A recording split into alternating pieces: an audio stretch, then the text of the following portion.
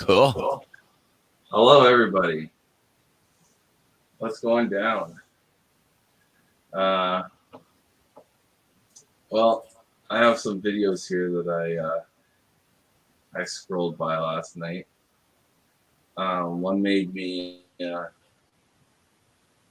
feel all tingly inside. Taking my medication.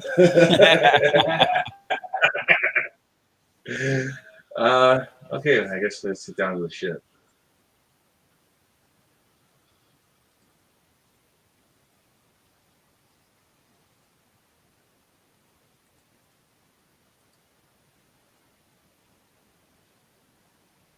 ISIS fighters from Canada are returning home after the group's near defeat in Syria and Iraq. Now Canada's plan for managing them has received criticism from Canadian lawmakers and people across the country. Alex Mihailovich is following the story in Toronto tonight. As of now, we know that about 60 plus ISIS terrorists have returned to Canada. Another 190 Canadians are someplace in the world, mostly Iraq and Syria, fighting with terrorist organizations, including ISIS. Now, if this was the UK, these people would be losing their citizenship, so they could not return to Canada. But this is not the UK. Here, they have the right to return, which is ludicrous on many counts, and a lot of Canadians agree with that statement. You can believe me.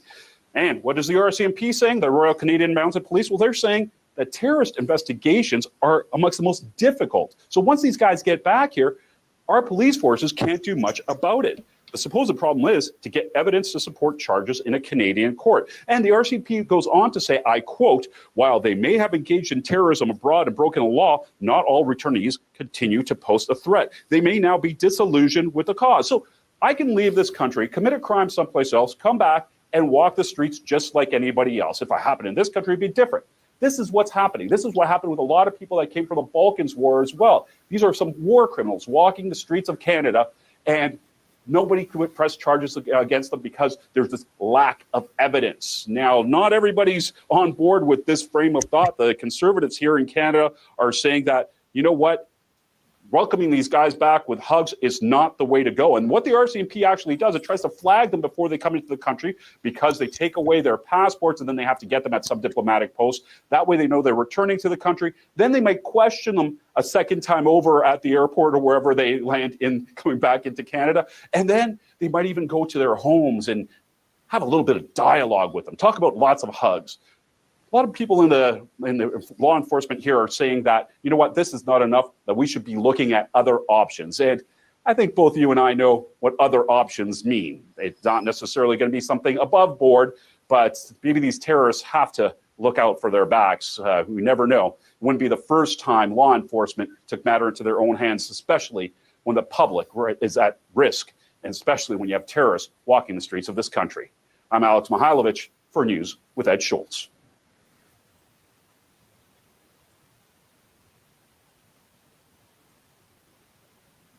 How was that?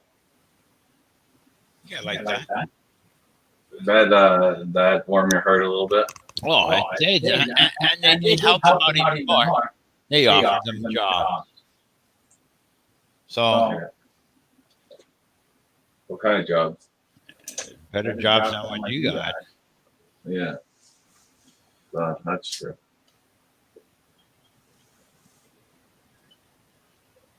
Yeah. I won't touch on that subject. I have a lawyer in my ear saying that I can't touch on that subject right now, that I have to pass. Anyways, let's continue the roll on. If there's anybody that wants to afterwards, you can come up. I don't care. This is just, I need to get this out for my own sanity. So. Because nobody else is playing it. So it's shameful that fucking people. And later on, everybody, listen to this. If you re-listen to it afterwards, there's going to be, I don't know how you would say it without being racist. A black lady. I think that's all right these days. Cop blockers. Hey, how's it going? I think that's what you'd say. So anyway, she says, not all lives are being shot in the back. Not all lives are being shot. And that's a pretty bold statement. That's somebody that doesn't pay attention. I've seen a lot of times when there was a welfare check on a white guy, a white disabled guy, handicapped guy, and they put their knee on, smashed his face into the concrete. So you're going to tell me, it's just the news doesn't portray those types of acts. They only go on the cops on black people, to be politically correct. So here we go. This is a Trump rally, everybody. See what happens here.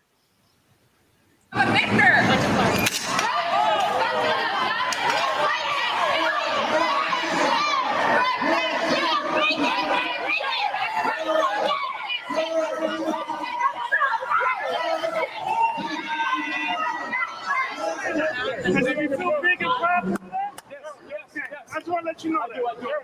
You got off and you put paws on somebody, then you feel like a bigger man. You know what I'm saying? It's round. We gotta go in front of Trump Tower. You guys out of Trump, let's go! I know. Let's go. Streets closed. Let's go. Everyone out. Black Lives Matter in lowercase. All for it. Black lives do matter. But when you capitalize these letters, it's the organization.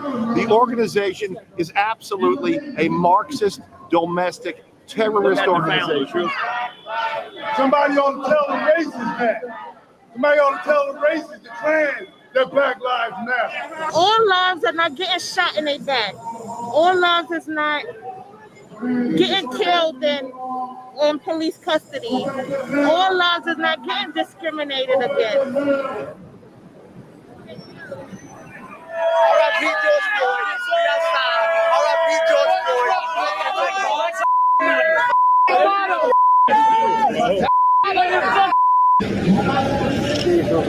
Join us.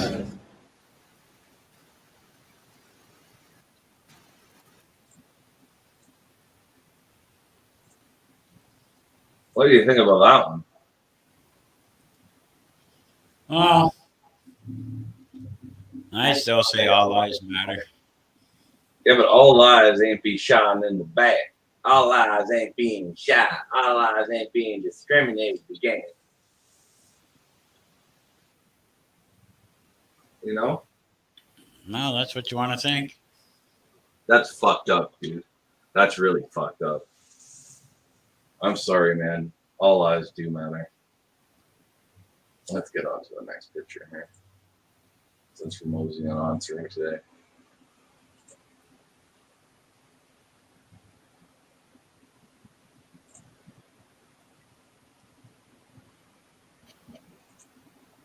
Oh, not that one. Lil Wayne featured on the program today. Lil Wayne.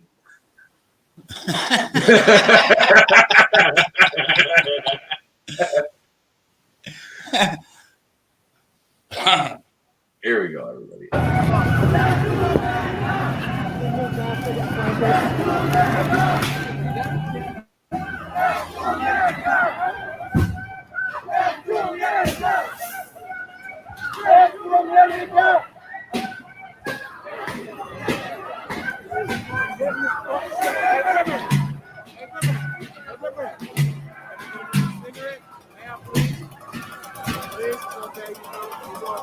Cheers, man.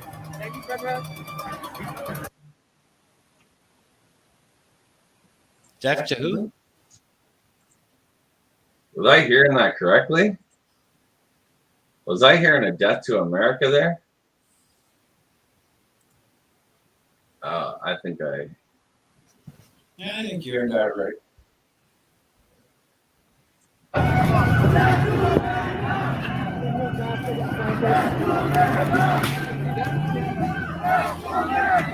Where's Joe Cooley? You gotta go talk to these people. He ain't burning enough houses down. They ain't listening.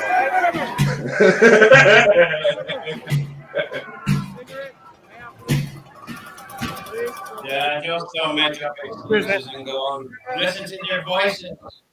Listen to their voices. They're not Black Lives Matter. At the same time, they say burn that bitch down. Well, they had flags, Black Lives Matter on there and stuff. They have signs. Oh, I know.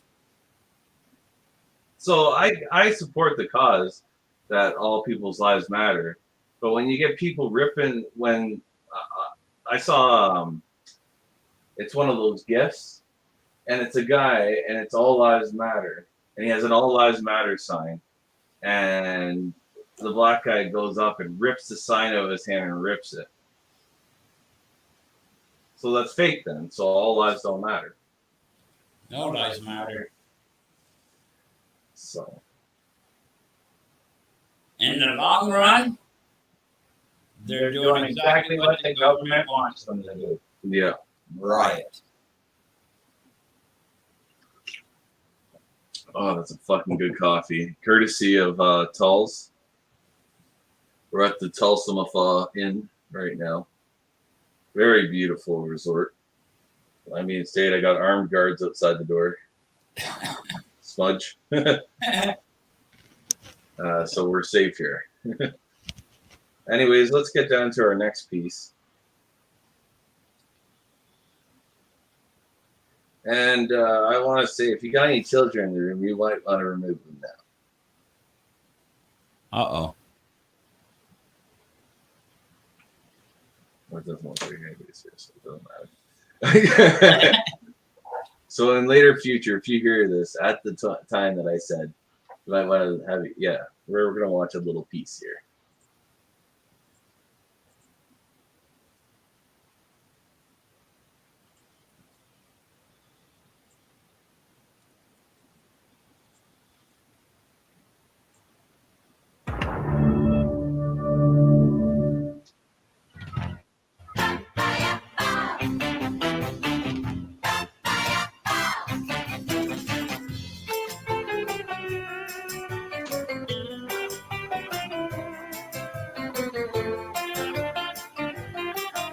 Should open up with this stuff.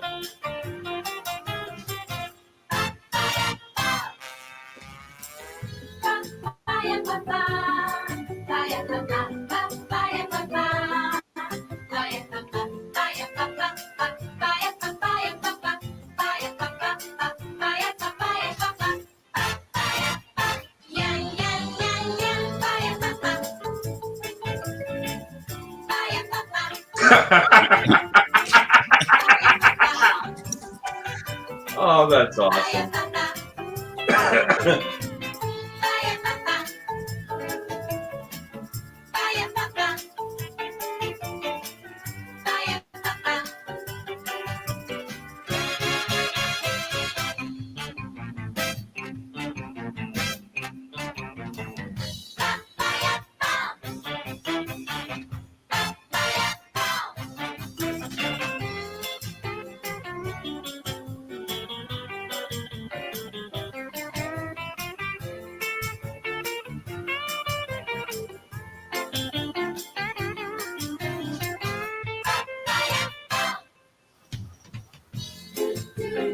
They were just stomping on him.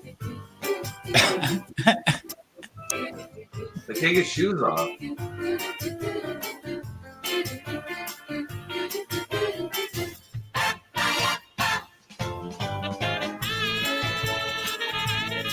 Showing you how stupid their fucking aim is, too.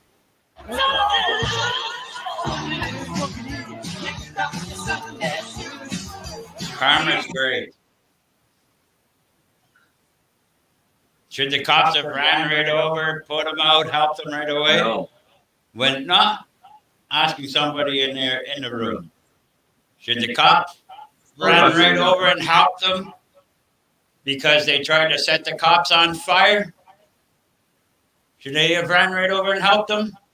If I was a cop, I would be laughing at you. There's not. I would have left them on fire. Good You for try him. to set me on fire and you think I should run over and put you out?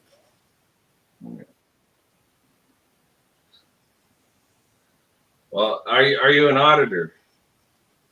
That's what I want to know. Cameras on mass destruction. Hopefully, you're not one of the guys that called the cops on them. So I think we got those. But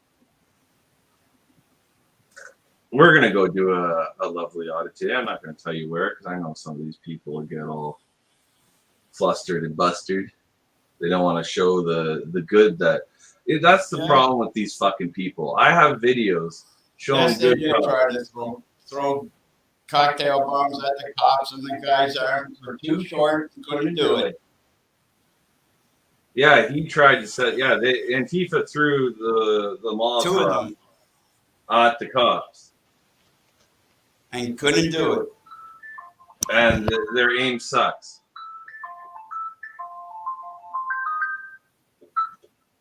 Oh, Why are you live?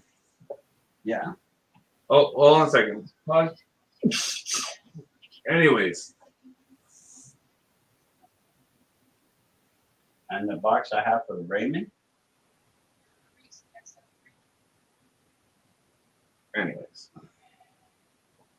we'll try to find another No, video for you that's guys. no.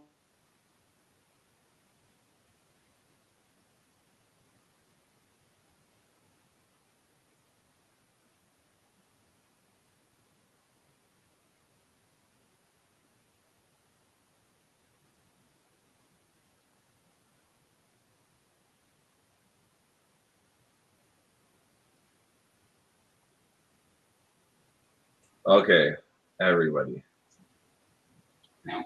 Let's. I had to mute too. There was an important phone call going on. So let's try to find another.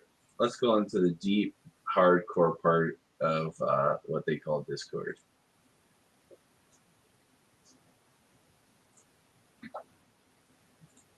Let's see what this piece of shit has to say.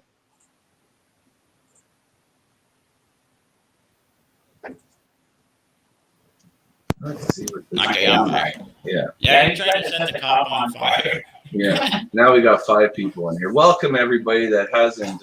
and he fucked up. Anybody want to rewatch Footloose? We could do it. Anybody wants to rewatch it, but let's go. We'll go back to it. I want to thank everybody for being here today. It's not that often that OG goes live, and we might be doing it again. We might be going out and doing an actual audit. Wouldn't that be fantastic? 2 nerds with cell phones. What? Speak for yourself, Grandpa. Anyways. Anyway. So let's go back here. Let's see what a young Justin Trudeau has to say. The eldest son of former Prime Minister Pierre Trudeau was sounding a bit like his father today. 18-year-old Justin Trudeau is now a student at a community college in Montreal. It's one of many Quebec colleges gearing up for a referendum next week on the question of Quebec's place in Canada. Justin's position is clear, but as Neil MacDonald reports, Trudeau the younger likely won't be as successful in arguing his point as was Trudeau the elder. The result of the vote is pretty well a foregone conclusion. Most Quebec students are about as interested in federalism as they are in lawn bowling.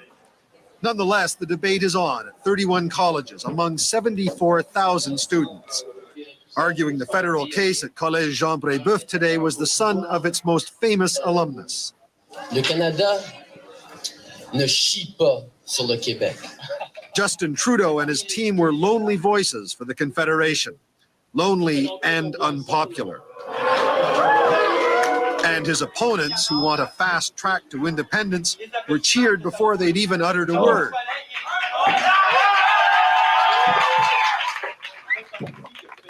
Later, with a trademark family shrug, the young Trudeau said he doesn't much care what his peers think of his views. Everyone's got peer pressure at this age. I mean, there's pressure to smoke, there's pressure to do all sorts of stuff.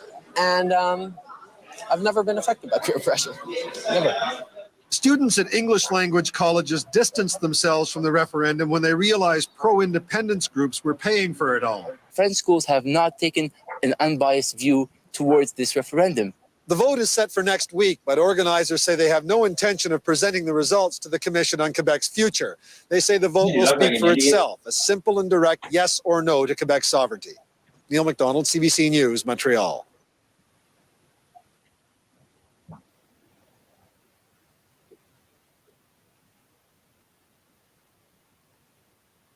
Yeah, well.